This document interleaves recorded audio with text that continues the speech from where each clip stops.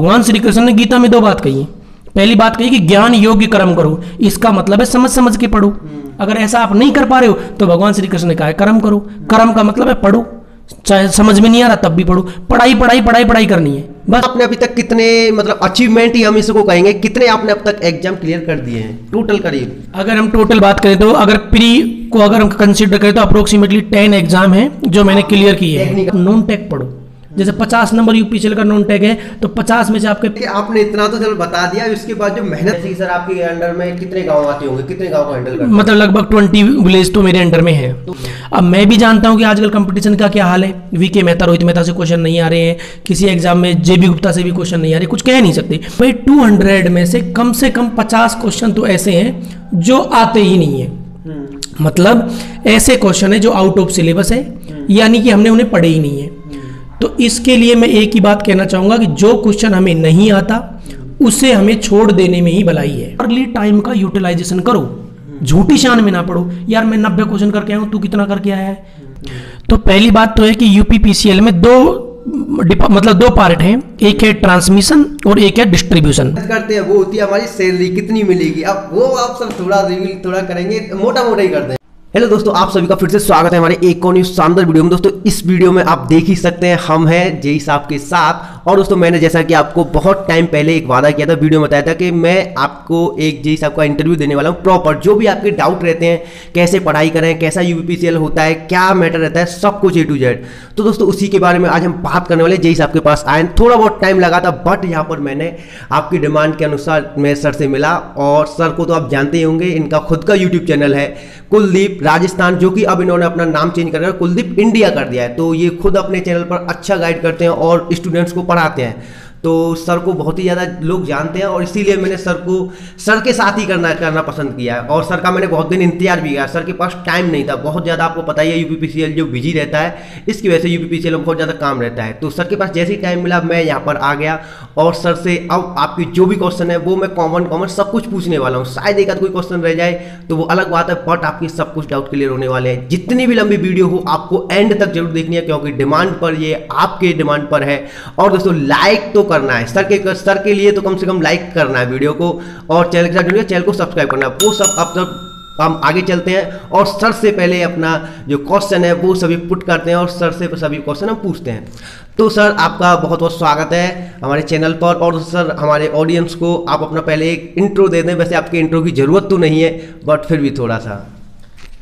आपका बहुत बहुत धन्यवाद। मेरा नाम कुलदीप शर्मा है और अभी मैं यूपीपीसीएल जी हूँ। आपका जो आगरा है, आगरा ग्रामीण में मेरी पोस्टिंग है।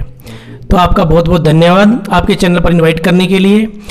और इस यूपीपीसीएल जेई के अलावा जो एसएससी है 2018, उसमें मेरी ऑल इंडिया सिविल मैकेनिकल और इलेक्ट्रिकल में मतलब 19वीं रैंक है।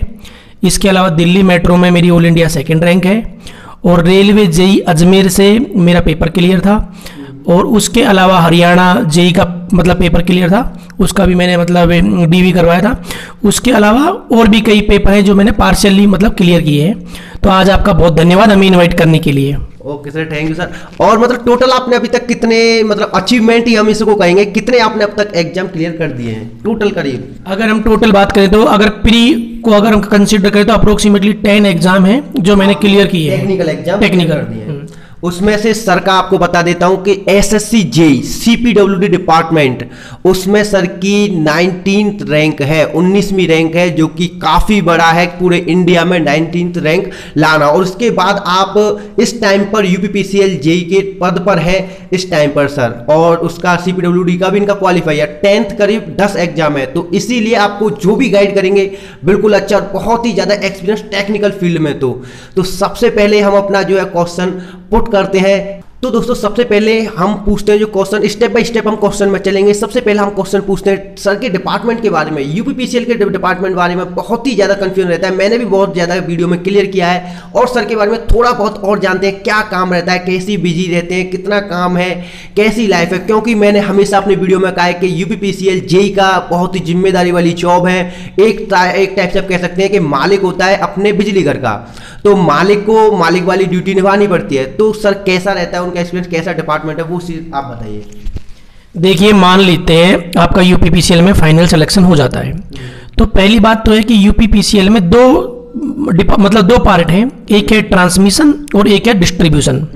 ट्रांसमिशन जो जेई है उसका काम है ट्रांसमिशन, जैसे 132 kV GSS है, 220 kV GSS है, तो ये जो बड़े GSS है ये ट्रांसमिशन वाले मतलब बिजली घर समझो आप।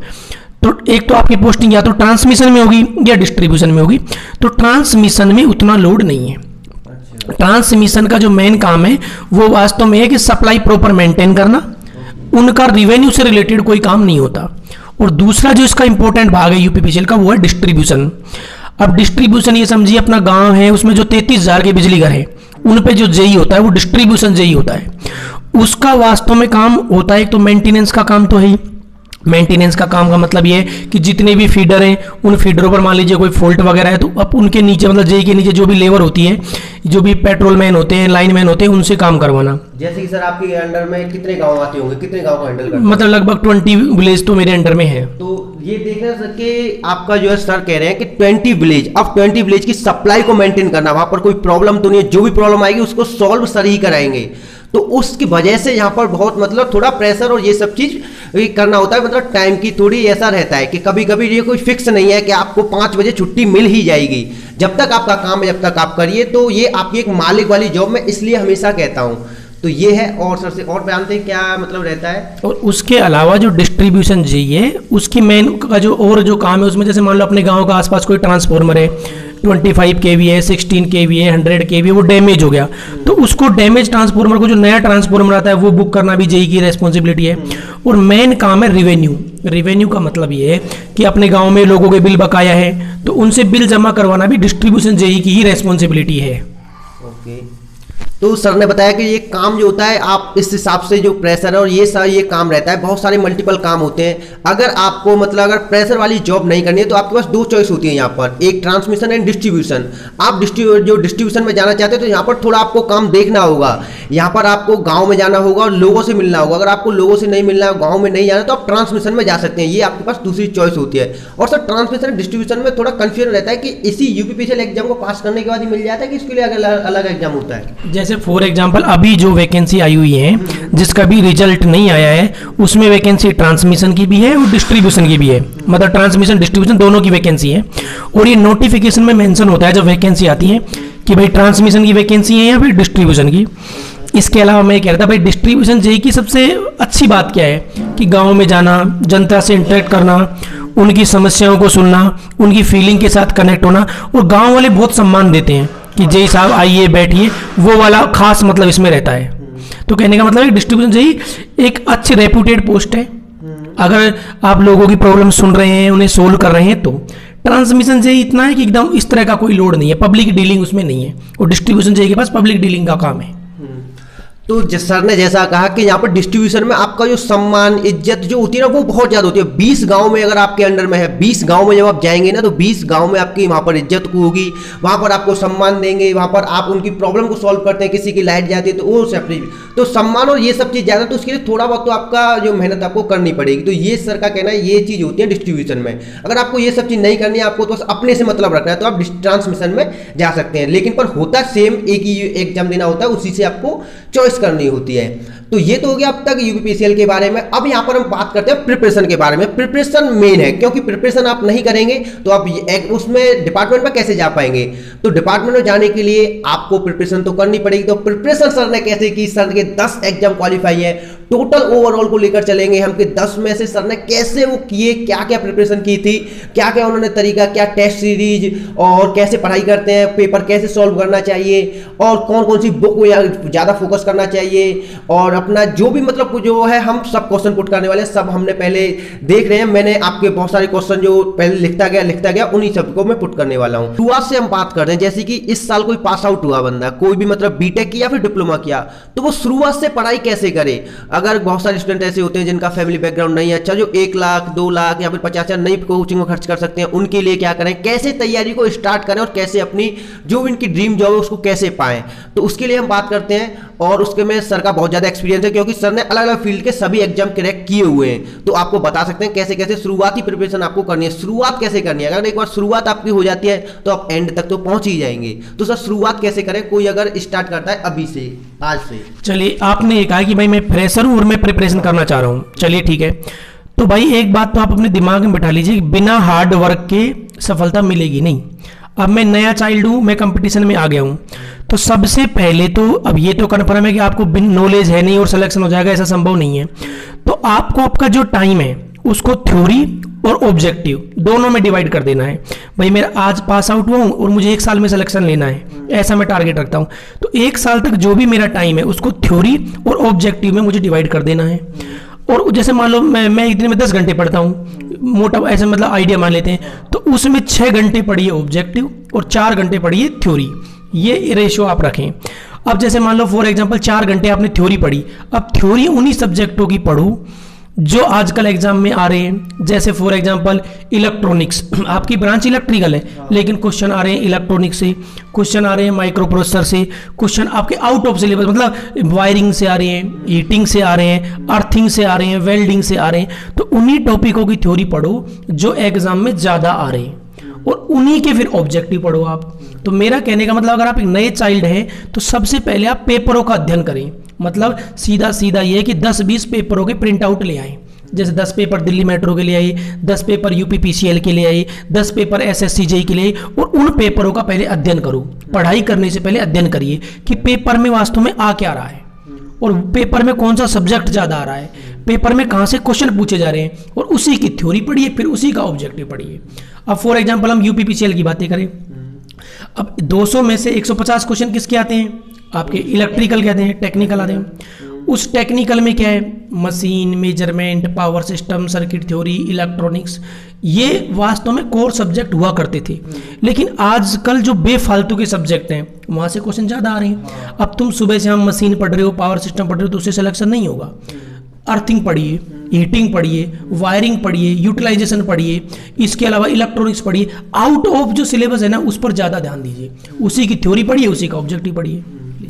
तो सर का कहने का मतलब ये है कि जैसे ही अगर आज से आप अगर तैयारी स्टार्ट कर रहे हैं तो आपको पहले रणनीति देखनी होगी, 10 साल के क्वेश्चन लाइए। और इसको मैं बहुत बार कहता हूं कि आप पहले उसे देखिए, समझिए 10 साल से क्या क्वेश्चन पूछ रहा है, उसी के जरिए आप तैयारी को स्टार्ट करिए, वहीं से तैयारी को शुरुआत करिए। अगर आप पढ़ने बैठ जाएंगे एक तरफ से तो आप शायद 10 साल में भी सिलेबस को ना खत्म कर पाए। बहुत सारी किताबें हैं। तो सर का कहने का मतलब यह है पहले आप स्ट्रेटजी देखिए, आप पहले देखिए उन पेपर को कि आपको अगर यूपीपीसीएल तैयारी करें तो यूपीपीसीएल 10 साल से क्या पूछ रहा है, क्या चेंज कर रहा है, क्या स्टाइल चेंज करता है, उस रणनीति को समझिए, उसके हिसाब से पढ़िए। अब सर मैं नेक्स्ट सवाल ये पूछना चाहूंगा कि शुरुआत में हमें कहां से, क्या कोई बुक हमें सजेस्ट करनी चाहिए, किस बुक से, कहां से कोचिंग से पढ़ना चाहिए, शुरुआत हमें कहां से करनी चाहिए, कि जो डिप्लोमा वाली किताब है डिप्लोमा वाली किताबों से पढ़ना चाहिए, कहां से शुरुआत हमें करनी चाहिए? चलिए देखिए, ये बात आप अच्छे समझ लीजिए, आपको खुद को आपका पता है कि आपने डिप्लोमा के दौरान कितनी थ्योरी पढ़ी है। भाई अगर आपने थ्योरी अच्छी पढ़ी है तो सीधा ऑब्जेक्टिव पर आ जाइए। मान लो आपकी थ्योरी वीक है, आपकी थ्योरी इतनी अच्छी नहीं है, तो अगर आपके आसपास कोई कोचिंग सेंटर अवेलेबल है वहाँ से कोचिंग कीजिए। भाई आप झूठी शान में ना आइए कि मैंने बिना कोचिंग के सिलेक्शन निकाल दिया था, ऐसा कुछ नहीं है। भाई कोचिंग में जो भी पढ़ाया जाता है वो भी ऑब्वियस सी बात है, कंपटीशन ओरिएंटेड ही पढ़ाया जाता है। तो कोई सस्ती कोचिंग अवेलेबल है तो वहाँ जाकर आप पढ़िए, उसमें कोई प्रॉब्लम नहीं है। लेकिन मान लो आपकी इकोनॉमिक कंडीशन ठीक नहीं है, तो इकोनॉमिक कंडीशन ठीक नहीं है तो मैं तो सीधा कहूँगा कि आप बुक उठाइए ऑब्जेक्टिव, जैसे वीके मेहता, रोहित मेहता हो गई, आर.के. राजपूत हो गई, ये बुक उठाइए। इनमें से मैं कहता हूँ सबसे पहले आप वीके मेहता, रोहित मेहता ले लीजिए। अब मैं भी जानता हूँ कि आजकल कंपटीशन का क्या हाल है, वीके मेहता, रोहित मेहता से क्वेश्चन नहीं आ रहे हैं, किसी एग्जाम में जे.बी. गुप्ता से भी क्वेश्चन नहीं आ रहे, कुछ कह नहीं सकते। लेकिन आप तो स्टार्टिंग है आपकी, तो वीके मेहता, रोहित मेहता आपने स्टार्ट कर दिया, मशीन आपने शुरू कर दी और आपको मशीन के बारे में कोई नॉलेज नहीं है। तो मान लो वीके मेहता, रोहित मेहता में मशीन के 500 क्वेश्चन हैं, ऐसा हम मान लेते हैं। उनको एक बार आप पढ़िए, क्वेश्चन पढ़िए, उसका ऑप्शन देखिए क्या आंसर है, क्वेश्चन आंसर पढ़िए। फिर आप ये देखिए कौन सा टॉपिक मुझे पढ़ना चाहिए, कि जैसे ट्रांसफॉर्मर में क्या पढ़ना चाहिए। मेरा कहने का मतलब है आप अगर जल्दी सिलेक्शन लेना चाहते हैं तो बिना थ्योरी के ऑब्जेक्टिव पढ़ो, जो बात बहुत गलत आपको लग रही होगी। अब यार जैसे ट्रांसफॉर्मर है, तुम पढ़ने बैठ जाइए ट्रांसफॉर्मर की थ्योरी, कम से कम ट्रांसफॉर्मर की थ्योरी के पेज होंगे 70, 80, 100, 150, वो कब कंप्लीट होंगे आपसे। सीधा ऑब्जेक्टिव पे जाओ, ऑब्जेक्टिव को पढ़ो। अगर ऑब्जेक्टिव समझ में आ जाता है तो ठीक है, अगर नहीं समझ में आता तो उसकी थ्योरी पढ़िए आप। जो ऑब्जेक्टिव समझ में नहीं आ रहा है हम उसकी थ्योरी, केवल उसकी थ्योरी पढ़िए आप, केवल और केवल उसी की थ्योरी पढ़ो आप। मतलब ये थ्योरी पर ज़्यादा टाइम आप खर्च ना करें। और मेरा कहने का मतलब है प्रीवियस ईयर पेपर पढ़ो यार, दिल्ली मेट्रो के, लखनऊ मेट्रो के, यूपीपीसीएल के, एसएससी जेईई के प्रीवियस ईयर पेपरों को घोट लीजिए अच्छी तरह से।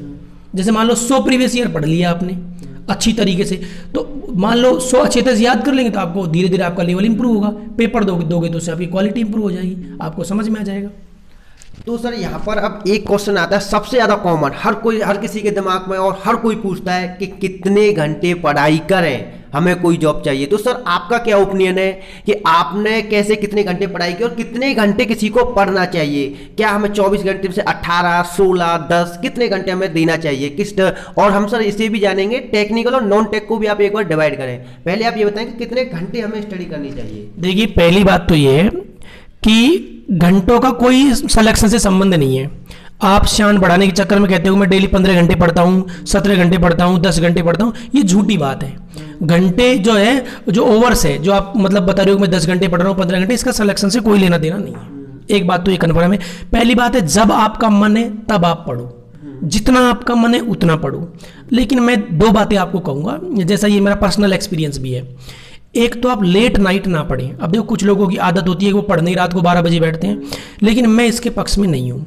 अगर हम अपनी पूरी लाइफ को अच्छा रखना चाहते हैं तो कोशिश ये करो सुबह 6 बजे से पढ़ने बैठ जाओ, सुबह 7 बजे से पढ़ने बैठ जाओ, सुबह 8 बजे से पढ़ने बैठ जाओ। मान लो आप 8 बजे से पढ़ने बैठ गए, सुबह 8 मॉर्निंग में 8 बजे से नाइट में 10 बजे तक बहुत टाइम है यार। इसमें ही आपको कंट्रोल करके पढ़िए। मेरा कहने का मतलब रात को 12 बजे, 1 बजे, 2 बजे, 3 बजे, 4 बजे जो आप पढ़ रहे हो ये हेल्थ के लिए सही नहीं है। फॉर एग्जांपल आपने 6 महीने रात को 12 बजे के बाद में स्टडी की तो आपकी आंखें वीक हो जाएंगी, तो आप 50% कंपटीशन तो वैसे ही बाहर हो जाओगे। जैसे रेलवे जेईई है उसमें आंखें महत्वपूर्ण है, बहुत सारे कंपटीशन है उसमें आंखें महत्वपूर्ण है। तो मेरा कहने का मतलब कोशिश ये करो कि दिन में पढ़ा जाए, नाइट में मतलब 10 बजे तक पढ़ा जाए, मॉर्निंग में पढ़ा जाए, दिन में ही अपने आप को रोटेट करके पढ़ते रहिए। एक बात तो ये, कितने टाइम पढ़ना चाहिए इसका कोई नहीं है, आप अच्छे से पढ़ो। आप 15 घंटे पढ़े तब भी आपका सिलेक्शन ना हो, आपका ध्यान ही पढ़ाई में ना हो, आप झूठी किताब लेके बैठे हो, एकदम अच्छे से समझ के आप पढ़ें। कुल मिला के मोटी मोटी बात ये, और टारगेट रखें कि जैसे भाई आज मेरे को ट्रांसफॉर्मर के ऑब्जेक्टिव खत्म करने हैं, आज मुझे मोटर के ऑब्जेक्टिव खत्म करने हैं, आज मुझे मान लो फॉर एग्जाम्पल मेजरमेंट के ऑब्जेक्टिव खत्म करने हैं। टारगेट रखो आप, घंटों का नहीं। जैसे ट्रांसफॉर्मर के ऑब्जेक्टिव 4 घंटे में खत्म होते तो 4 में करिए, मोटर के करिए, कोई भी टॉपिक है उसके ऑब्जेक्टिव। जैसे थर्मल पावर प्लांट है, आज मुझे थर्मल पावर प्लांट के ऑब्जेक्टिव खत्म करने हैं, तो वो आपका टारगेट होना चाहिए, ना कि ये टारगेट होना चाहिए कितने घंटे में पढ़ूं। टॉपिकों को कंप्लीट करिए, क्योंकि ऑब्वियस सी बात है यार, ट्रांसफॉर्मर मान लो ट्रांसफॉर्मर नाम का कोई चैप्टर है उसमें 200 ऑब्जेक्टिव है, तो आपसे बातों में तो वो होने वाले नहीं है, काफी टाइम आपको खर्च करना पड़ेगा। तो घंटे ना रख के टॉपिकों को टारगेट रखें आप। तो सर का कहने का मतलब ये है कि आप कभी घंटे को मत गिनिए, आप अपना टारगेट बनाइए कि आज अगर आपको ट्रांसफॉर्मर करना है क्लियर, तो उस ट्रांसफॉर्मर को आप ले लीजिए कि आज मैं इस ट्रांसफॉर्मर को कर ही हटूंगा। अगर आप टाइम के अनुसार लेंगे तो टाइम में तो आपके बहुत टाइम लगेगा। एक ही क्वेश्चन 1 घंटा ले गया तो आप तो टाइम को गिनते रह जाएंगे, और आपकी जो आउटपुट आया वो तो एक क्वेश्चन का आया ना। तो वो चीज ना कर आपको देखना है आपको टॉपिक वाइज, ये चीज आपको ध्यान रखना है कि आप टॉपिक वाइज लें। अब यहाँ पर सर मैं एक चीज और पूछना चाहूंगा कि यहाँ पर बहुत सारे स्टूडेंट्स और सबका भाइयों का ये सवाल रहता है कि सर नॉन टेक बहुत परेशान करता है। टेक्निकल स्टूडेंट का 3 साल का डिप्लोमा किया या फिर बीटेक किया है तो वो 3-4 साल तक क्या पढ़ता है, अपना टेक पढ़ता है, टेक में एकदम माहिर हो जाता है। बट यहाँ पर आप किसी भी एग्जाम को देखेंगे, यूपीपीसीएल और रेलवे या फिर आप एसएससी, नॉन टेक किसी का क्लियर नहीं होता। नॉन टेक की कैसे तैयारी करें, क्या करना चाहिए, कैसे उसको मैनेज करें नॉन टेक को, तो नॉन टेक के बारे में सर आप बताइए, बहुत प्रॉब्लम होती है इसमें। देखो नॉन टेक के बारे में आपको 2-3 बातें बताता हूँ। जैसे मैं अपने कम से कम 5% फ्रेंडों को ये कहते सुना हूँ कि मेरा सिलेक्शन तो हो जाए, लेकिन क्या है मुझे नॉन टेक नहीं आती, और वो इस बात को शान भी मानते हैं, वो अपनी इज्जत मानते हैं कि मैं फेल इसलिए हो रहा हूँ, मुझे नॉन टेक्निकल नहीं आती। प्लस वो नॉन टेक्निकल पढ़ते भी नहीं है या कम पढ़ते हैं, और बार बार ये कहते थे मुझे तो नॉन टेक्निकल नहीं आती, मुझे तो नॉन टेक्निकल नहीं आती, मैं टेक्निकल में बहुत बड़ा किंग हूँ। तो भाई आप झूठी शान में ना पढ़ें, नॉन टेक्निकल को अच्छे से पढ़ें। अब मैं बता रहा हूँ नॉन टेक्निकल की, जैसे यूपीपीसीएल के रिगार्डिंग मैं बात कर रहा हूँ। अब यूपीपीसीएल में क्या आता है, 10 क्वेश्चन हिंदी के, 20 क्वेश्चन रीजनिंग के और 20 क्वेश्चन जीके के, यही है। तो सबसे पहले बात करते हैं हम 20 क्वेश्चन जो जीके के हैं उसकी हम बात कर रहे हैं। तो अभी 2-3 साल से पिछला ये ट्रेंड देखा गया है कि भाई ये जो 20 नंबर जीके के, इसमें करंट अफेयर ज़्यादा पूछा जाता है। अब देखो अभी जैसे चिंटू ने थोड़ी देर पहले ये बात कही थी कि भाई जो है यूपीपीसीएल के पिछले सालों के पेपर देखिए, तो मैं खुद भी इस बात को जानता हूँ, यूपीपीसीएल में कोई भी चीज़ रिपीट नहीं होती, इसका पैटर्न चेंज रहता है, हर साल चेंज हो जाता है, लेकिन फिर भी आपको कुछ तो पढ़ना ही पड़ेगा। तो मेरा कहने का मतलब जो 20 क्वेश्चन जीके के हैं उसमें आपको सबसे ज़्यादा करंट अफेयर पर ध्यान देना है। अब करंट अफेयर की प्रिपरेशन आप करें कैसे?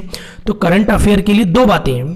पहली बात तो ये कि एक स्पीडी की बुक आती है 50 रुपए की, उस स्पीडी की बुक का जो पीछे वाले पन्ने हैं उसमें पर डे की करंट अफेयर आती है, उसको आप अच्छी तरह से लिख लें, अच्छी तरह से आप पढ़ लें। एक तो तरीका ये, भाई यूपीपीसीएल की प्रिपरेशन कर रहे हैं आप, नॉन टेक्निकल में जीके के 20 नंबरों की तैयारी कर रहे हैं आप, उसमें भी आप करंट अफेयर पढ़ रहे हैं, तो करंट अफेयर कहाँ से पढ़ें आप? स्पीडी से पढ़ें। इसके अलावा यूट्यूब पर तमाम करंट अफेयर के वीडियो हैं। जैसे फॉर एग्जांपल आपने डाल दिया भाई अक्टूबर फुल मंथ करंट अफेयर, अब अक्टूबर का कोई भी वीडियो आया उसको मॉर्निंग में देख लीजिए, इवनिंग में देख लीजिए, आफ्टरनून में देख लीजिए, एक वीडियो को मतलब कई बार आप देखिए, तो उससे क्या होगा, आपकी करंट अफेयर इंप्रूव हो जाएगी। तो मैंने क्या कहा करंट अफेयर के लिए? मैंने सिंपल कहा स्पीडी की बुक पढ़ो और वीडियो देखो। अब वीडियो स्पोर्ट्स से रिलेटेड देख लीजिए, उनको लिख लीजिए, एक वीडियो को कई बार देखिए। प्लस कोई भी एग्जाम का कोई निश्चित पैटर्न नहीं होता, लेकिन मान के चलिए कि जैसे मान लो आज फॉर्म फिल हो गया और 6 महीने या 8 महीने बाद में पेपर है, तो उस दौरान की जितनी भी करंट अफेयर है ना, उसको आप अच्छी तरह से पढ़िए। अब भाई अनिश्चितताओं का खेल है, पेपर में तो कुछ भी आ सकता है, लेकिन करंट अफेयर तो आपको रेडी रखनी ही चाहिए। अब उसके अलावा जो 20 नंबर है उसमें एक तो होती है ज्योग्राफी, एक हिस्ट्री और एक होती है पॉलिटी। देखो ज्योग्राफी आपको प्रिपेयर करनी ही होगी। अगर मान लो आप एसएससी की प्रिपरेशन कर रहे हो, दिल्ली मेट्रो कर रहे हो, यूपीपीसीएल कर रहे हो, तो ज्योग्राफी चेंज तो होती नहीं है भाई। सीधी सीधी बात है, नर्मदा नदी मध्य प्रदेश में तो वो मध्य प्रदेश में ही है, अगर माजुली द्वीप असम में है तो ब्रह्मपुत्र नदी पर तो वो वहीं है। ज्योग्राफी चेंज नहीं होती, मतलब आपको ज्योग्राफी अच्छे से प्रिपरेशन करनी चाहिए। उसके अलावा पॉलिटी, अब आजकल जो भी डिबेट वगैरह होती रहती हैं या न्यूज चैनलों पर जो भी चलता रहता है वो संविधान के आसपास ही चलता रहता है, तो आपको संविधान भी प्रिपेयर करना चाहिए। हिस्ट्री की मैं नहीं कहूँगा। अब देखो अगर आपके पास टाइम है, आपको प्रिपेयर करते काफ़ी टाइम हो गया, तो आप बाबर हुमायूं अकबर पढ़िए, मतलब ओल्ड हिस्ट्री जो मैं कह रहा हूँ, बाकी आप उसे अवॉइड कर सकते हो। तो 20 नंबर में क्या पढ़ना है आपको? करंट अफेयर स्पीडी से या वीडियो से, उसके अलावा ज्योग्राफी प्रिपेयर करनी है आपको, और उसके अलावा संविधान प्रिपेयर करना है। ये हो गया 20 नंबर। अब बात है रीजनिंग की। देखो यूपीपीसीएल में देखा यह गया है कि रीजनिंग सिंपल आती है, कोई बात नहीं। आप जब पेपर देने जाएं कोई भी एग्जाम का, तो उससे पहले उस पेपर से संबंधित जो रीजनिंग के जो प्रीवियस ईयर पेपर है उनको सोल्व करके चले जाएं। अब बात आती है हिंदी की। भाई तुम कुछ भी ना पढ़ के चले जाओ, पेपर देने चले जाओ हिंदी का, तो 10 में से अगर सिंपल हिंदी आएगी तुम्हारे 5-6 क्वेश्चन सही हो जाएंगे, लेकिन सिलेक्शन के लिए तो 10 में से 10 या 9 क्वेश्चन सही होनी चाहिए। तो उसके लिए हिंदी के कुछ कॉमन टॉपिक हैं, अलंकार हो गया, संधि हो गई, इनको आप कारक हो गए, इनको आप थोड़ा और शुद्धि अशुद्धि वाले जो सेंटेंस हैं उनको आप अच्छे से पढ़ के जाएं। बिना आप सोच रहे हो मैं हिंदी पढ़ के नहीं जाऊंगा, वहीं जाकर प्रैक्टिस करूंगा एग्जाम में, तो ये आपके लिए डेंजरस रहेगा। तो कहने का मतलब नॉन टेक प्रिपेयर कीजिए, अच्छे से प्रिपेयर कीजिए। आपको 2 साल टेक्निकल पढ़ते हो गई, 3 साल टेक्निकल पढ़ते हो गई, तो भाई आप नॉन टेक पढ़ो। जैसे 50 नंबर यूपीसीएल का नॉन टेक है, तो 50 में से आपके 35 नंबर हो, 36 नंबर हो, यानी 30 प्लस तो कम से कम हो, तभी सिलेक्शन होगा। और सीधी बात है, जो वीक सेक्शन है उस पर काम करो, जो नहीं आता उस पर काम करो। जैसे मैं भाई दिल्ली मेट्रो कम से कम 5 साल से दे रहा था, तो दिल्ली मेट्रो मेरा पास नहीं हो रहा था क्योंकि मेरी अंग्रेजी वीक थी। अब की बार मेरी सेकंड रैंक आ गई क्योंकि मेरी अंग्रेजी क्लियर हो गई। तो कैसे अंग्रेजी क्लियर हुई? मैंने क्या किया, पेपर से 3 महीने पहले कुछ और नहीं पढ़ा, सिर्फ अंग्रेजी पढ़ी। और अंग्रेजी कैसे पढ़ी? मैंने 10-5 लोगों को अंग्रेजी पढ़ा दी कि भाई बुक रखकर सामने, तुम भी पढ़ो मैं भी पढ़ूँ, और उससे मेरी अंग्रेजी क्लियर हो गई। इतनी सी बात है। जो वीक सेक्शन है उस पर काम करो। ओके, तो सर ने बहुत अच्छा कहा कि नॉन टेक को जो ये कहते हैं ना कि भाई नॉन टेक को छोड़ते हैं, 150 ही तो मारने हैं, 150 में से उसको पहले हैवी करते हैं। भाई ये गलती नहीं करनी है। आपको जो है नॉन टेक पर पूरा फोकस रखना है और इसमें अपनी शान नहीं समझनी है। नॉन टेक पर आप करेंगे तभी आपको सिलेक्शन मिलेगा, क्योंकि कट ऑफ बढ़ती जा रही है, तो उस पर पूरा 100% फोकस आपको रखना है। उसको काम चलाने के लिए ना रखें। जैसे कि अगर 2 साल आप टेक को देते हैं तो 6 महीने भाई नॉन टेक को भी दीजिए। नॉन टेक की वजह से ही आपको जॉब मिलेगी। बिना नॉन टेक के अब शायद ही पॉसिबल है कि शायद किसी को जॉब मिल जाए, और शायद है भी नहीं कि नॉन टेक के बिना आप नहीं ले पाएंगे। और यही सबसे ज्यादा स्टूडेंट्स को मारता है। 150 में से 120, 110 ये सभी कॉमन करते हैं। टेक्निकल सभी का अच्छा होता है, किसी का एक का अच्छा नहीं होता। नॉन टेक बट जिसका अच्छा होता है ना, जॉब उसको मिलती है। ये यहाँ पर सर का कहना है। अब सर से और एक और क्वेश्चन बहुत ही ज़्यादा जो पूछा जाता है, उसको हम पूछते हैं कि सभी जो एग्जाम होते हैं, जैसे कि आपका एसएससी जेई है, डीएमआरसी है, और आपका जो रेलवे है, और सभी A to Z, तो सबको कॉमन लेकर कैसे तैयारी स्टार्ट करें एक ही बार में, हम सबको कॉमन। अब हर कोई स्टूडेंट जैसे अगर रेलवे की भर्ती है तो रेलवे में फॉर्म भरेगा, यूपीपीसीएल का है तो यूपीपीसीएल में भी भरेगा, यूपीआरएल का है तो उसमें भी, एसएससी में भी, सब में फॉर्म भरते हैं, बट उनका कहीं पर नहीं होता है। तो उसको कैसे मैनेज करें? और सर सर इसको अच्छे से बता सकते हैं, क्योंकि सर ने A to Z जितने भी जो शायद एग्जाम होते हैं, 10 एग्जाम बहुत हो गए, सभी को क्लियर किया है और रैंक भी इनकी आई है। जैसे DMRC में 2nd रैंक है और SSC में तो 19वीं रैंक है। CPWD जो कि सबका ड्रीम एक डिपार्टमेंट होता है। तो सर इस चीज़ को बताइए कि सभी को कैसे लेकर चलें, और हर कोई स्टूडेंट भरता है कि ये नहीं तो ये डिपार्टमेंट हमें मिल जाएगा, कि या फिर एक ही डिपार्टमेंट में फोकस करना चाहिए। तो आपका क्या ओपिनियन है इस पर? देखिए भाई, तुमने दो बातें कही। पहली बात तो यह कि जैसे फॉर एग्जांपल मैंने कितने फॉर्म भर रखे हैं। मैंने UPRUNL का भी भर रखा है, UPPCL का भर रखा है, राजस्थान बिजली विभाग का भर रखा है, दिल्ली मेट्रो, लखनऊ मेट्रो। एक 10 रुपए की कॉपी ले लीजिए। उस 10 रुपए की कॉपी में आप ये लिखिए कि आपने कौन कौन सा फॉर्म फिल कर रखा है, तो उससे आपको बिल्कुल क्लियर आइडिया होगा भाई ये मैंने 5 या 10 फॉर्म भर रखे हैं। ये नहीं कि फॉर्म भर के आए मोबाइल में सेव कर रखा है, नहीं, सीधी बात है 10 रुपए की कॉपी लो, उसमें लिख लो कि Delhi metro, Lucknow metro, SSJ ये मैंने फॉर्म भर रखे हैं। ठीक। दूसरा, एप्लीकेशन नंबर भी उसका लिख लीजिए, ताकि आप तुरंत कोई भी मतलब जानकारी चाहिए एडमिट कार्ड के संबंधित तो तुरंत वो भी आपको वहां से मिल जाए। दूसरी बात। तीसरी बात ये कि आप ये देखो आपका पेपर कौन सा है। जैसे आपने फॉर्म तो 10 भर रखे हैं, अब उसमें अभी नियर बाई आपका कौन सा पेपर है। कोई एग्जाम मान लो डिक्लेयर कर रखी है कि आज से 1 महीने बाद में ये वाला पेपर है। फॉर एग्जाम्पल आज से 1 महीने बाद में दिल्ली मेट्रो का पेपर है। अब देखो तुम्हें पता है Delhi metro, Lucknow metro, UPPCL, SSC, JEE, railway, इन सब में टेक्निकल तो कॉमन है। तो आप तैयारी किसकी कर रहे हैं? सबकी कर रहे हैं, लेकिन उसमें भी आपका एग्जाम किसका है? दिल्ली मेट्रो का है। ठीक बात है। तो टेक्निकल तो सबके लिए कॉमन है, ये तो बात आपको समझ में आ गई। तो टेक्निकल पर तो आपको कोई विशेष बदलाव करने की जरूरत है नहीं। अब आपको पता है भाई, अगर दिल्ली मेट्रो है तो उसमें आपके 75 के आते, 75 जो है वो तो आते हैं टेक्निकल, और 45 के आते हैं नॉन टेक्निकल। तो उस 45 मतलब जो आपका दिल्ली मेट्रो में 2 पेपर होते हैं, एक होता है 75 टेक्निकल और 45 नॉन टेक्निकल, और दूसरा पेपर अंग्रेजी का होता है। तो 75 टेक्निकल में कोई बदलाव करने की जरूरत नहीं है। अब जो 45 क्वेश्चन है उसमें आपकी मैथ भी आ रही है, रीजनिंग भी आ रही है, करंट अफेयर भी आ रही है, तो उस वाले पोर्शन को आप अच्छे से प्रिपेयर करें। उसमें देखो क्या वीक है आपका भाई, उसमें तो करंट अफेयर आ रही है, तो करंट अफेयर भी सभी पेपरों के लिए कॉमन है, रीजनिंग भी लगभग सभी पेपरों के लिए कॉमन है। जैसे मैथ है, अब मैथ अपनी इसमें नहीं आती UPPCL में, तो मैथ की प्रिपरेशन आप कर लीजिए। इसके अलावा दिल्ली मेट्रो में एडिशनल अंग्रेजी है, तो आपके पास 1 महीने का टाइम है, अंग्रेजी पर फोकस करिए, अच्छी तरह से अंग्रेजी पढ़िए, बढ़िया से प्रिपेयर कर लीजिए। अब मान लो दिल्ली मेट्रो का पेपर आपका चला गया, आप पेपर दे चुके हैं, तो सबसे पहले जो वेरी इंपॉर्टेंट बात है वो ये कि दिल्ली मेट्रो की आंसर की आ गई है, उसका प्रिंट आउट आप निकलवा कर लेकर आइए। प्रिंट आउट निकलवा कर लेकर आ गई। फिर 120 क्वेश्चन में से मान लो 80% आप करके आए हैं, आपके सही हैं, छोड़ दीजिए। उन 40 प्रश्नों पर काम करिए जो या तो आपको आते नहीं है या आपके गलत हैं, उन पर अच्छी खासी मेहनत कीजिए। 2-3 दिन का टाइम खर्च कीजिए। भाई दिल्ली मेट्रो का पेपर देकर आया मैं, 80 क्वेश्चन मुझे आते हैं, नहीं बात करनी उन 40 क्वेश्चनों की जो मुझे नहीं आते। वो 40 क्वेश्चनों को कॉपी में लिखिए, कमरे की दीवार पर चिपका दीजिए कि भाई ये 40 क्वेश्चन मुझे नहीं आते। 40 क्वेश्चन में से 10 क्वेश्चन मेरे गलत हैं, तो वो 10 क्वेश्चनों को लिखो कि तुमने पेपर में क्यों किए थे। भाई 40 क्वेश्चन जब तुम्हें नहीं आते थे तो 10 क्वेश्चन तुम करके आए हो, जो फिर वो 10 क्वेश्चन गलत क्यों हैं? 2 कारण हो सकते हैं, या तो 50-50 या आपने साफ तुक्का दिया है। तो उन 40 क्वेश्चनों पर अच्छे से मेहनत कीजिए। आपने 2-3 दिन खर्च करके उन 40 क्वेश्चनों को तैयार कर लिया। अब आप 120 में से 120 क्वेश्चन जानते हैं, ठीक है, बात आई गई हो गई। अब मान लो आपका पेपर है, फॉर एग्जांपल मान लेता हूं SSC JEE का है। अब आज आपको पता चल गया कि 1 महीने बाद मेरा SSC JEE है, कोई बात नहीं। अगर SSC JEE है तो SSC JEE के प्री में क्या आएगा? 50 नंबर की रीजनिंग आएगी, 50 नंबर की GK वाला सेक्शन है और 100 नंबर का टेक्निकल है। तो टेक्निकल में आपको कुछ बदलाव नहीं करना, रीजनिंग का पर डे 1 पेपर लगा लो। अब यहाँ पर आपको सबसे ज़्यादा तैयारी किसकी करनी पड़ेगी? GK की, geography, history, economy, current affair, polity, ये आपको प्रिपेयर करना पड़ेगा। तो 1 महीना आप इसमें खर्च कीजिए और इसी के अकॉर्डिंग प्लानिंग कीजिए और 1 महीने तक इसी को प्रिपेयर कीजिए।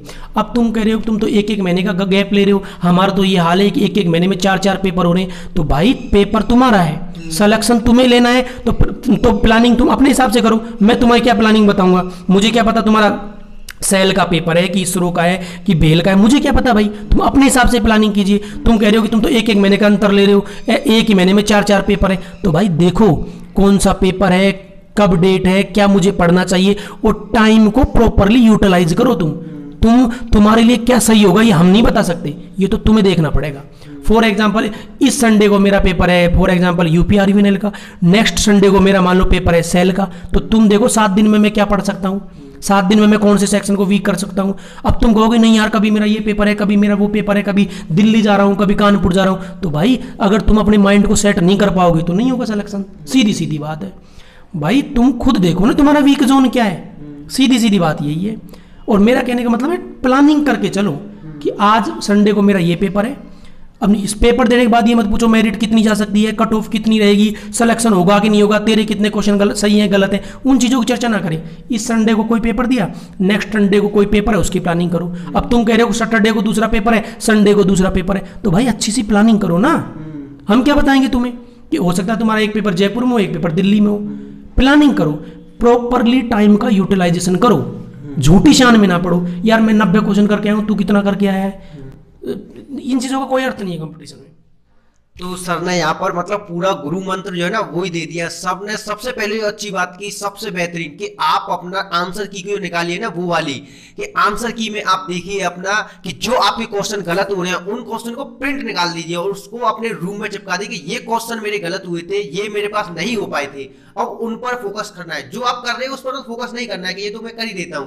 जो नहीं कर पा रहे उन पर आप जाकर फोकस करें, और जो आप गलत कर रहे हैं उन पर तो ज्यादा करें कि ये मैंने किए ही क्यों थे, इनकी वजह से और मेरे नंबर घटे हैं, इनसे बढ़े तो है नहीं नेगेटिव मार्किंग में। तो ये चीज सर ने बहुत बढ़िया बताई। और दूसरी बात, आपको अपने अनुसार आपका टाइम मैनेजमेंट करना पड़ेगा। टाइम को आप देखेंगे तभी आप सभी एग्जाम को दे सकते हैं, नहीं तो फिर आप सभी को नहीं करें तो अच्छा है। आपको टाइम पहले देखना होगा, टाइम मैनेजमेंट। जैसे एक हफ्ते बाद कोई दूसरा पेपर तो उसका टाइम मैनेजमेंट रखिए कि इतने हफ्ते में मुझे ये पढ़ाई करनी है, और अलग अलग सेक्शन को बांटिए। जैसे कॉमन में सब में टेक्निकल कॉमन रहता है तो उसे एक बार कर खत्म करिए, फिर उसके बाद जो अलग आ रहा है उस टाइम में उसे आप पढ़िए। एक हफ्ते का टाइम मिल रहा है, जो उसमें अलग आता है ना उस चीज को आप करिए।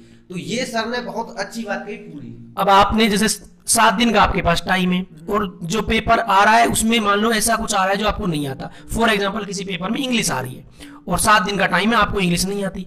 अब तुम फोन करके कह रहे हो यार मेरी तो इंग्लिश की तैयारी नहीं है, कभी राम को फोन कर रहे हो, कभी लखन को फोन कर रहे हो कि मेरी इंग्लिश की तैयारी नहीं है, अब क्या होगा, क्या करूं। तो भाई 7 दिन तो है, उतने दिन तो तुम पढ़ो जितना। अगर एक क्वेश्चन भी तुम इंप्रूव कर लियो तो बहुत बड़ी बात है। मैं फॉर एग्जांपल आपको बताता हूं, आज से 1 साल पहले मैंने दिल्ली मेट्रो का पेपर दिया, उसमें मुझे मान लो 80% आते थे।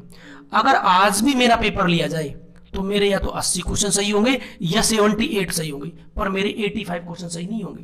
क्यों? क्योंकि पेपर देकर मैंने वहीं छोड़ दिया, उसमें मैंने कोई होमवर्क नहीं किया, कुछ मैंने सुधार नहीं किया। मेरा फॉर एग्जांपल कहने का मतलब ये, अभी आपने यूपी आरवीएनएल का पेपर दिया है, अभी आपने यूपी पीसीएल का पेपर दिया है, अभी आपने डीएफसीसीएल का पेपर दिया है, इनके प्रिंट आउट निकलवाओ, इस पर मेहनत करो। जैसे जो क्वेश्चन आपका डीएफसीसीएल में गलत है, मान लो वो यूपी आरवीएनएल में आया तो वहां भी गलत हुआ है, यूपी पीसीएल में आया तो वहां भी गलत हुआ है, क्योंकि आपने सुधार आपके अंदर किया ही नहीं। आज आपका पेपर ले लिया जाए और कोई पेपर दिया उसमें 100 क्वेश्चन दिए, आज आपको 80 आती है तो 6 महीने बाद भी 80 आएंगे, क्योंकि आपने सुधार ही नहीं किया। तो मेरा कहने का मतलब है, तुमको क्या आदत लगी हुई है कि जैसे वो क्या नाम है आपकी कोई भी बुक है, जैसे आप वीके मेहता रोहित मेहता पढ़ते हैं तो सुबह शाम वीके मेहता रोहित मेहता वीके मेहता रोहित मेहता वही पढ़ रहे हो। समझ रहे हो बात क्या है? मेरा कहने का मतलब आपको कोई निश्चित किताब पढ़ने की आदत पड़ी हुई है, आप सुधार नहीं कर रहे। यूपी आरवीएनएल का पेपर हुआ है, जैसे कल यूपी आरवीएनएल को है ना, उसका प्रिंट अभी 1-2 दिन में आंसर किया जाएगा, उसका प्रिंट आउट निकलवाओ और जो तुम्हें नहीं आता उसको दीवार पे लगवा दीजिए। अब ये वो दीवार तो मकान मालिक की है, किराया, जब सिलेक्शन हो जाएगा तो उसको जो पेंटिंग है उसका भी खर्चा दे देंगे, लेकिन दीवार पे लगा दीजिए ये क्वेश्चन मेरे गलत हैं। 200 में से 50 क्वेश्चन गलत है, तो तुम देखो यार 50 क्वेश्चन या तो तुम्हें नहीं आते या गलत है। 2 बात है, नहीं आते ये एक अलग विषय है और गलत किए वो एक अलग विषय। ज्यादा ध्यान इस बात पे दो, गलत क्यों किया मैंने, इस क्वेश्चन को मैंने क्यों किया। मेरा कहने का मतलब है प्रीवियस ईयर पेपर पर खास ध्यान देना है, या तो आपका दिया हुआ हो या किसी और के दिए हुए, उस पर काम करिए आप। तो सर ने यहाँ पर पूरा क्लियर कर दिया कैसे हमें मैनेज करना है, कैसे हमें करना है। अब इसके बाद हम एक और नेक्स्ट क्वेश्चन लेते हैं इसी के रिगार्डिंग ही, कि हमें प्रीवियस ईयर क्वेश्चन पेपर और टेस्ट सीरीज का कितना महत्व है। यहाँ पर टेस्ट सीरीज और प्रीवियस ईयर पेपर, और सबसे तीसरा क्वेश्चन ये रहेगा कि बुक्स हम कौन सी पढ़ें। अब तो ये सबसे हम पूछते हैं कि तीनों इसमें प्रीवियस ईयर पेपर और टेस्ट सीरीज और बुक, तो सर इसके ऊपर क्या कहना चाहेंगे? सबसे पहले टेस्ट सीरीज की बात करते हैं।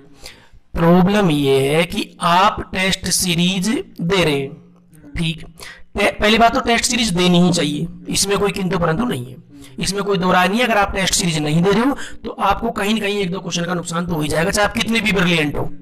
आपने कोई टेस्ट सीरीज दी और टेस्ट सीरीज में 100 क्वेश्चन है, अब तुम्हें पता है टेस्ट सीरीज से सिलेक्शन तो डिसाइड होगा नहीं, तो जब 100 में से तुम्हें 70 क्वेश्चन आते हैं तो तुम तुक्के क्यों दे रहे हो? क्यों आपने तुक्के दिए बताओ? टेस्ट सीरीज में उतने ही क्वेश्चन करें जितने आपको आते हैं। अब 100 में 70 क्वेश्चन आते हैं उनको कर दिए, 30 नहीं आते फिर उस पर काम करिए आप। अब आपकी प्रॉब्लम क्या है? आप भी टेस्ट सीरीज दे रहे हैं, आपका फ्रेंड भी दे रहे हैं, अब आपको तो झूठी शान चाहिए। आपने टेस्ट सीरीज में 100 क्वेश्चन में से 90 कर दिए, आपके फ्रेंड ने 85 कर दिए, आपको रैंक उससे ज्यादा लानी है, आपको खुद के व्यक्तिगत सुधार से कोई लेना देना नहीं है।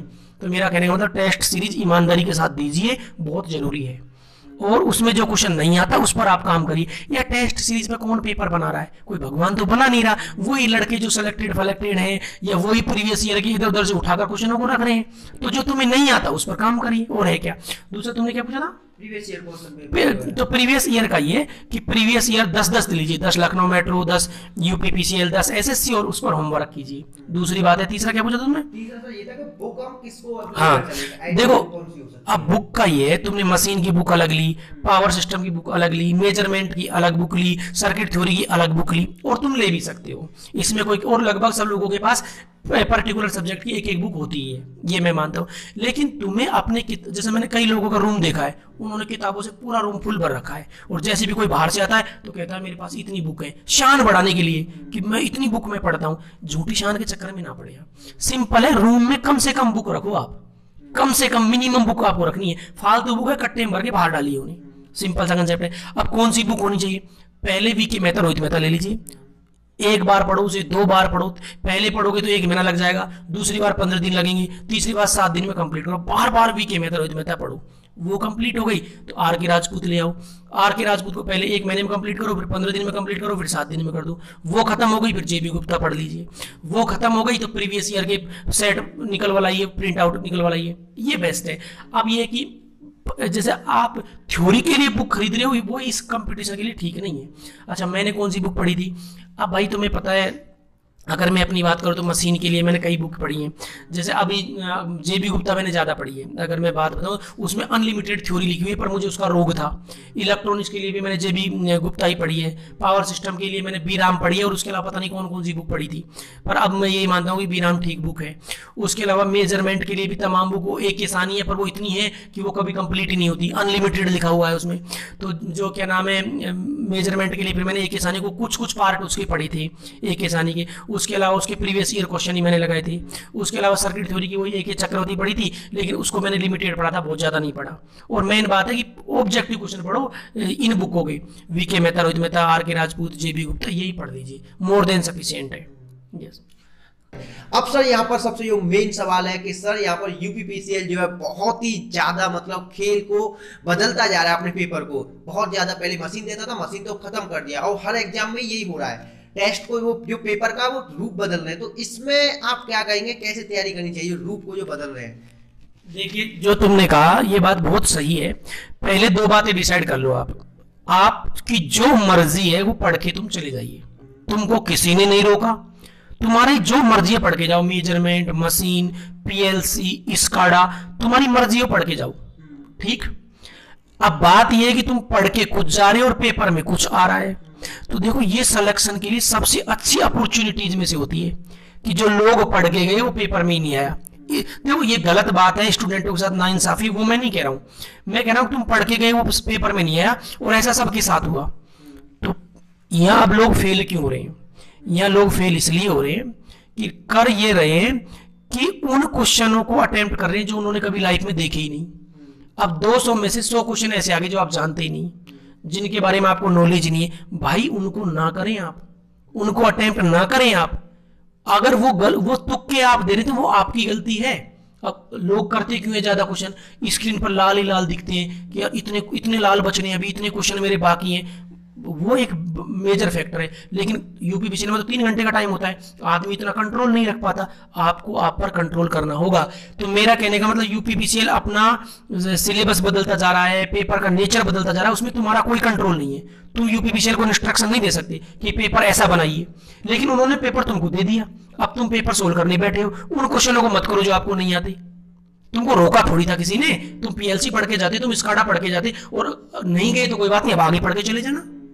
तुम नहीं पढ़ के देखो, जैसे मुझसे कहेगी भाई पेपर बनाओ, तो मैं मशीन में से क्वेश्चन नहीं डालूंगा, मैं मेजरमेंट में से क्वेश्चन नहीं डालूंगा, मैं पावर सिस्टम में से क्वेश्चन नहीं डालूंगा। क्यों नहीं डालूंगा? क्योंकि वो तो हर किसी को आते हैं। मैं डालूंगा फालतू मेजर, वो सर वो डाल दिया क्या नाम है, हीटिंग, वायरिंग, अर्थिंग और ऐसा सब्जेक्ट मटेरियल साइंस जो लोग जानते ही नहीं। भाई बच्चे कैसे लोगों से, लड़कों की तैयारी बहुत भयंकर है। तो मैंने नट सेल में क्या कहा, यूपीपीसीएल अपना नेचर चेंज कर रहा है, उसमें तुम्हारा कोई बस नहीं है। तुम्हारा बस इस बात पर है कि पेपर को अच्छे से अटेम्प्ट करो।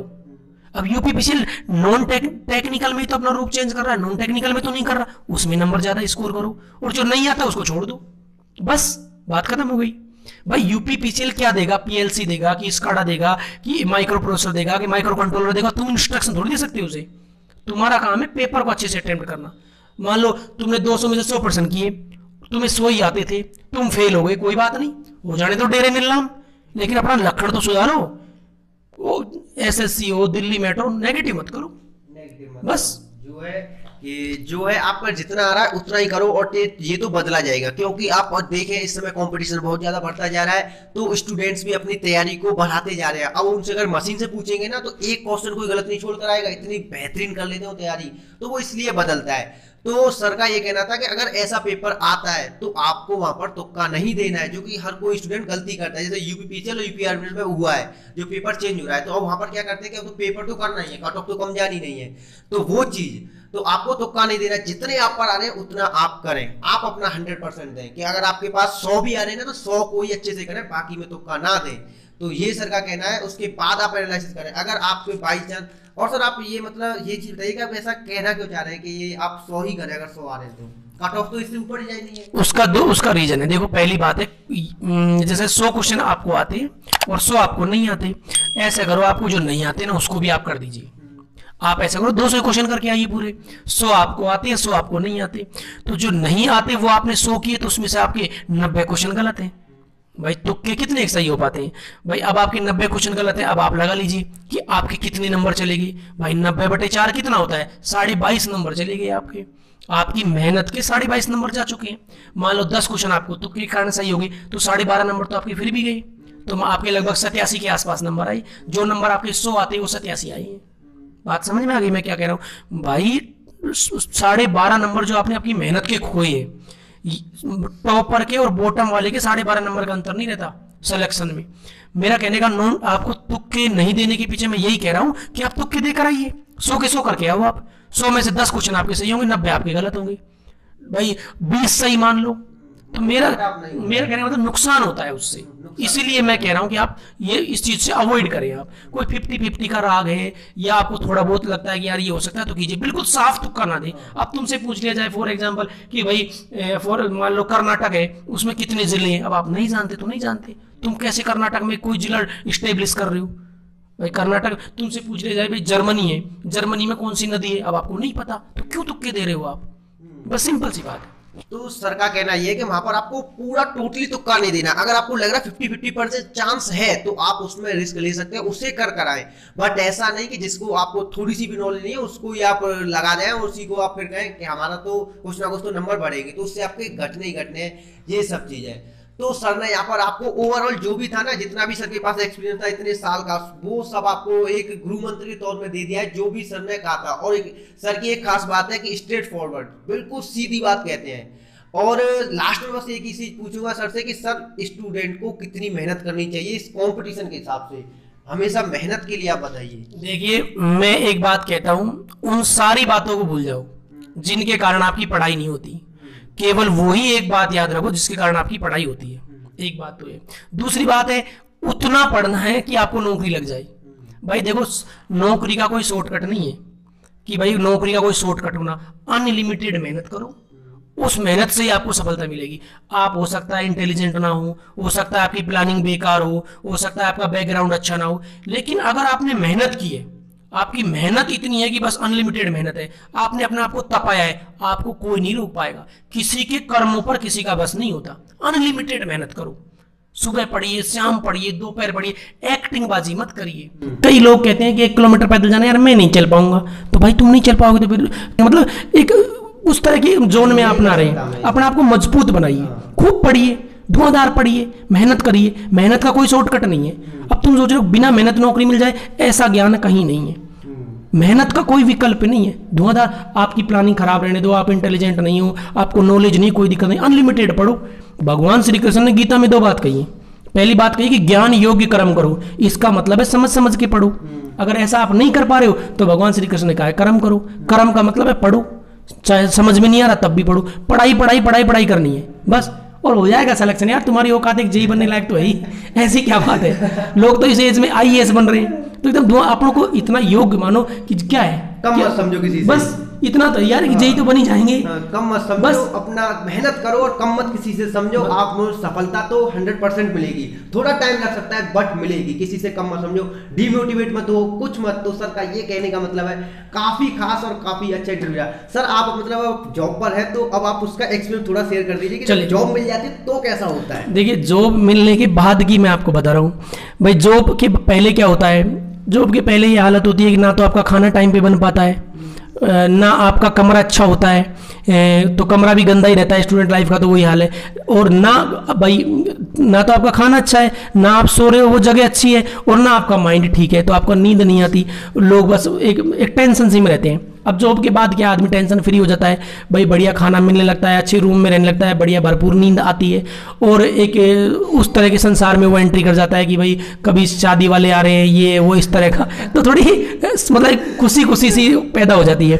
और बाकी ये है कि जो अपना ड्रीम हो, अब जैसे यूपीपीसीएल हो चाहे एसएससी सीपीडब्ल्यूडी, जिसमें मेरी 19वीं रैंक है, इलेक्ट्रिकल सिविल मैकेनिकल तीनों को मिला के, तो एक आपको लोग रेपुटेशन नजर देखते हैं। और कुल मिलाकर क्या है, एक संसार में मतलब आपके आसपास के का जो क्षेत्र है उसमें पॉजिटिविटी महसूस होती है कि लोग आपको, जैसे आपका छोटा भाई है, छोटी सिस्टर है, मम्मी पापा हैं, तो उनको लगता है कि यार हाँ हो गया है। क्योंकि आजकल एक नौकरी पाना थोड़ा टफ सा काम है, थोड़ा हार्ड काम है, क्योंकि हर आदमी नौकरी पाना चाह रहा है, तो एक पॉजिटिव आ जाता है माहौल। और जो चीज़ आप पाना चाहते हैं वो आपको मिल जाए, तो सोचो आपका खुद का कॉन्फिडेंस लेवल कितना बढ़ जाता है। अब सर टोटल ये है कि आपने इतना तो चलो बता दिया, उसके बाद जो मेहनत करते हैं वो होती है हमारी सैलरी कितनी मिलेगी, अब वो आप सर थोड़ा रिवील थोड़ा करेंगे, मोटा मोटा ही करते हैं। चलिए 2 बात बताइए। देखो पहली बात तो है, जैसे आपका यूपीपीसीएल है, इसकी पे ग्रेड 4600 है। हाँ। जैसे एसएससी जेई की 4200 है, जैसे आपका रेलवे जेई की 4200 पे ग्रेड है, लेकिन यहाँ आपकी यूपीपीसीएल में 4600 पे ग्रेड है। उस हिसाब से यहाँ लोड भी है, लेकिन अगर हम सैलरी की बात करें तो 4600 पे ग्रेड में एक अच्छा खासा अमाउंट बन जाता है। यानी मैं कहता हूँ कि 58,000 के करीब मिलता है, तो क्या सच है बात? देखिए 2 बातें, आप ये मान के चलिए कि आपकी सिटी कौन सी है, आपकी ग्रामीण में पोस्टिंग है कि सिटी में पोस्टिंग है, इस हिसाब से भी सैलरी थोड़ी वेरी करती है। लेकिन आप ये मान लो कि 55 या 55 के अबाउ तो आपकी है ही, इससे प्लस ही रहेगी, इससे प्लस ही रहेगी, इससे कम नहीं, जो एक हैंडसम अमाउंट है। और ये कि सैलरी वैलरी के बारे में ना सोचे, 4600 पे ग्रेड तो बहुत होती है यार, 4600 पे ग्रेड बहुत है, 55 के आसपास आपकी सैलरी रहने वाली है, तो उसकी एकदम हैंडसम अमाउंट है। और मेन बात है पढ़ाई करो। अच्छा प्रमोशन आपका कितने दिन में? आप देखिए प्रमोशन में क्या है, आप जेई से बनते हैं एसडीओ, यूपीपीसीएल में अगर मैं बात करूं तो अप्रोक्सीमेटली 10 ईयर का टाइम तो आप मान लो। सर से अब हम पूरा कंक्लूजन करते हैं इस बात का कि पूरा जो हमने कन्वर्सेशन किया, जो आपके लिए मैं इतनी मतलब आया सर के पास, पहले तो बताऊं बहुत ही गजब, मतलब सर के पास मैं पूरी रात रुका था, सर के पास रहा हूं तो बहुत मतलब मस्त और बहुत अच्छा लगा। और सर की मैंने देखा कि कैसी लाइफ होती है एक जब जॉब लग जाती है, तो वो सब मैंने फील किया, तो सर के साथ बहुत अच्छा लगा, बहुत ही मस्त, मतलब बहुत अच्छे। तो वो चीज़ तो चलो छोड़िए, अब हम कंक्लूजन पर आते हैं। सिंपल बात है, मेहनत कीजिए, ओवर एक्टिंग से बचिए, तुक्के ना दीजिए, प्रीवियस ईयर पढ़िए, खूब पढ़िए, करंट अफेयर पे ध्यान दें, और जो नहीं आता उसको पढ़ें, बस इतनी सी बात है, नौकरी लग जाएगी। और उन्हीं बातों पे ध्यान दो जिनसे तुम्हारी पढ़ाई होती है, बाकी सारी बातों को भूल जाओ। तुम्हारा हित केवल तुम्ही को पता है, तुम्हारा भला केवल तुम सोच सकते हो।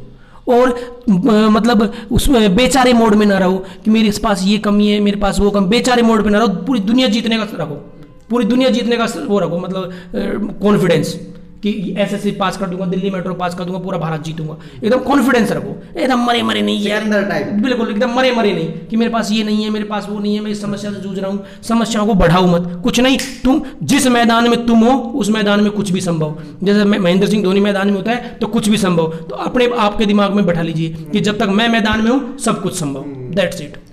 तो सर ने मतलब पूरा बहुत अच्छा रहा, और मतलब ये जो वीडियो थी ये आप सभी के डिमांड पर और बहुत इंतजार करना पड़ा, सर के पास टाइम नहीं था, तो अब मैंने आपके पास फाइनल।